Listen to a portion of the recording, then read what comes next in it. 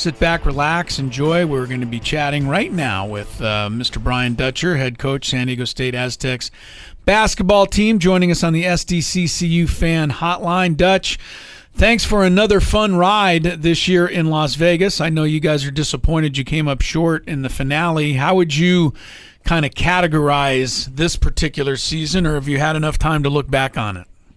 Well, first, thanks for having me, Chris and Tony. And, you know, obviously we're disappointed. Last year at this time we were prepping for a first-round tournament game in the NCAAs. But, you know, I thought we played really good basketball down the stretch. You know, we beat Nevada twice. They had 4 losses on the year. We beat them 2 times down the stretch. Utah State has won 16 of 17 games. The only loss was to the Aztecs at Viejas. And so we beat some good teams, and we played pretty good. It's just that our early season, our November, December, early December, didn't set us up to get an at-large, so everything came down to the conference tournament. Coach Dutch, you guys obviously had a really young team this year, a couple of seniors on the team. How much of a learning year was this for your ball club? You know, we had 8 of the 11 were either freshmen or sophomores, so there is a learning curve. Yeah. You know, and you hope they move a little faster than they do sometimes. But I think we got better as the freshmen got better. I think Nathan Mensah, Guacarop really stepped up. You know, obviously Jordan Shackle missed some games, but I thought Jordan had a good sophomore year. Matt Mitchell, Jalen McDaniels got into more of a primary role offensively, and it took a while to get used to that. You know, it used to be in a second score next to Malik and Trey last year, and he had to step up, and it's a different role, and it took some time. But I thought he had a great a sophomore season, you know, a bunch of double-doubles, and when he played well, we won a lot of games. Brian Dutcher is with us on the SDCCU fan hotline. Brian, just for all of us great Aztec fans out here, is there any way we can convince Jalen to just stick it out for another year or two, just for fun? I mean, just to have a ball on campus, lead the Aztecs, bring his brother along, let's all have a big party. And I don't know how much of that you're allowed to comment on, because I know there's a lot of crazy rules on prospects, but yeah, I can't talk on the brother, obviously, but you know, Jalen's going to have an interesting choice, you know, and I'd be surprised if he didn't really look at going this year. You know, he's projected, you know, somewhere in the first round, maybe early second, and you know, there's a lot of guaranteed money being thrown out there, even for second-round picks. And so, you know, I think if I were to guess, I think he'd be leaning to trying it, but I think he's going to go home, visit with his parents a little bit, and come back and maybe check out that process again. Coach Brian Dutcher, Aztecs head basketball coach, joins us here on the SDCCU hotline. Coach, I noticed during the year, once you guys entered Mensah into your starting lineup, the team kind of turned around for the better. What was it about that addition into the starting lineup that you saw that would make the changes that ended up happening for your ball club? You know, early in the year I was playing Jalen and Matt Mitchell basically out of position, but I was playing my 5 best players. Nathan was definitely good enough, but Nathan missed a month of practice leading into the season with a dislocated finger.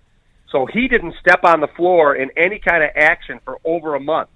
So it's not like an injury where you can practice with it. He had to have it taped, braced, and he couldn't do anything with it, because if it popped again, it was surgery. So we had to really let it heal. And so by the time he got ready, got his timing together, got his game legs, and figured out what we were doing, it was time to put him in there. And I think it made a huge difference, especially at the defensive end. Coach, 14 consecutive years with 20 wins, 9 of the last 11 years you guys have been to the Mountain West Conference Tournament Final, yet it still seems like every now and again Aztec Nation is disappointed with how things turn out. Is that a good thing now that we've come to expect so much from this program? Or can it be a little frustrating in the sense that, you know what, we did accomplish a lot again this year, and there should be some appreciation for what was done?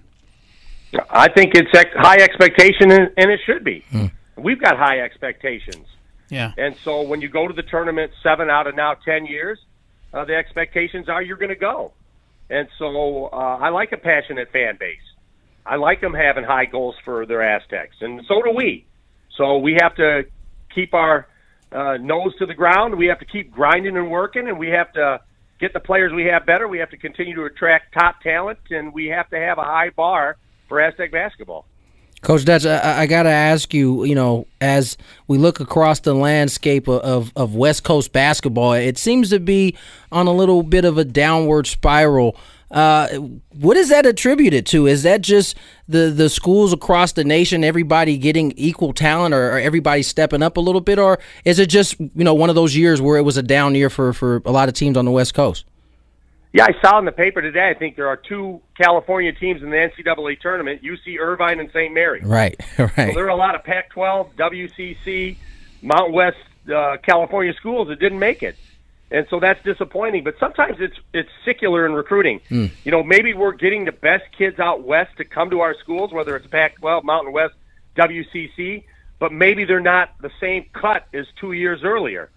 And all of a sudden, maybe a year from now, maybe the talent level will be a step higher, and we'll get those same-rated kids, yet they'll be better. Right. So sometimes it's just maybe the talent shift. Some years the talent is not as good, and everybody kind of settles for the top player, whatever that year is, but you slot them in there, and maybe they're not quite as good as 2 or 3 years ago. And that's just how it works. Maybe the East Coast will have some down recruiting classes, and the West Coast will step back up.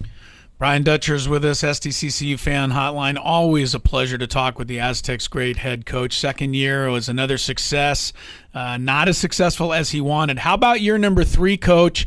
Obviously losing 2 senior guards is something that pops to my mind as a fan. I mean, how are we going to replace Watson and Hemsley? And then, if we do lose Jalen, what is there to take their places? Because I understand there's a lot of good stuff that a lot of fans don't know about. Yeah, well, obviously Malachi Flynn sitting out this year will be a fourth-year junior, averaged 18 points a game in the Pac-12. When he left Washington State, he was highly recruited. Oregon, I shouldn't say Oregon, Texas A&M, Creighton, a lot of really good schools. Baylor tried to get him. We got him here at San Diego State, and he was phenomenal in practice this year. I can't comment, but we've added a fifth-year senior guard that averaged 17 a game. And so I like the fact we're not going to have to be real young in the backcourt. We'll have fifth-year senior, fourth-year junior, and so we'll have an experienced backcourt, which is always a good thing. And then just the development of the players we have. Nathan Mensah, a step forward. Aguacarap, a step forward. Jordan Shackle, Matt Mitchell. We have some really good pieces. And then some of the freshmen that didn't get a play. Adam Seiko, obviously, coming back. But Joel Mensah and Ed Chang are both very good freshmen. They just didn't have opportunity this year. So we have some good pieces. Keyshawn Johnson, the kid we signed from the Bay Area, is elite-level athlete at 6'7", and I think he could be an impact player as a freshman. So, and we continue to add pieces. We're out there still recruiting. I'm heading to Texas to recruit here in a day or two. And so there's pieces still out there, and we're still pursuing them. Coach, you look at this Mountain West Conference and pretty top heavy this year. With Nevada, Utah State, and the Aztecs, obviously. How do you see this conference moving forward? Does it have a chance to have a more robust conference as far as from top to bottom moving forward into next year and year after? Well, I think if Utah State, if everybody comes back, they'll return everybody to their starting lineup, which was very good this year. Yeah.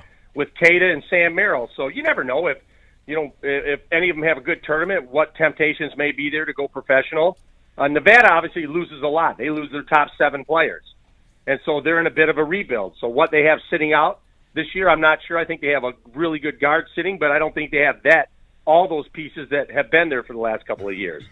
Obviously, Justin's done a really good job at Fresno, but they lose their 2 leading scorers in Huggins and Taylor, and they lose Bittner, a real glue guy.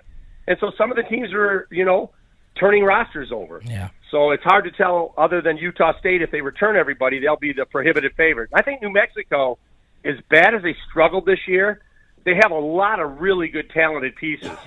And so I think maybe they're just a guard away or a little maturity away from being a very good team. Well, one thing we know is that both years, I think, Coach, that you've been there, I mean, this team has gotten off to a little bit of a slower start, but you have been there in March. Indeed. And we appreciate that. Tony and I love it. We are 2 Aztecs for life who just think you've done a fantastic job stepping in for Coach Fisher. Last thing I wanted to ask you real quick, will you change anything in your preparation for next season in an attempt to have a little bit more of a special December and January so that maybe you can put yourself in an at-large position? Will you take a look at the program and say, hey, what do we need to do? Yeah, we have to reevaluate ourselves every year. Yeah. We have to say, what are we doing? We can't ever say, we've done this in the past, let's count on this. The thing that we have been good at is defense. And that's what turned the tone this year. Yeah. We ended up being the second-ranked team in the conference defensively, both field goal percentage, points allowed, and we were ranked in that nationally. So I think early in the year we went from 180 defensively up into the top 80. So huge strides defense and rebounding. So we want to continue to always be good at that. And then offensively, I think Malachi gives us a dynamic score that scores on a lot of different levels. It just has a knack for putting in the basket. So we'll find ways maybe to highlight him, to get him some really good looks early. And just the guys being 1 year older, one more mature, should allow us to get off to a better start. Coach, congratulations again. We thought it was a great season. I know it wasn't what you were hoping for, that berth in the NCAAs, but look, another 20 wins, another championship round of the tournament. I'm happy. Aztecs keep on going forward. Let's step ahead even further next year. That's it. Let's get ourselves back in there a year from now. Thanks, Coach Dutch. Thanks.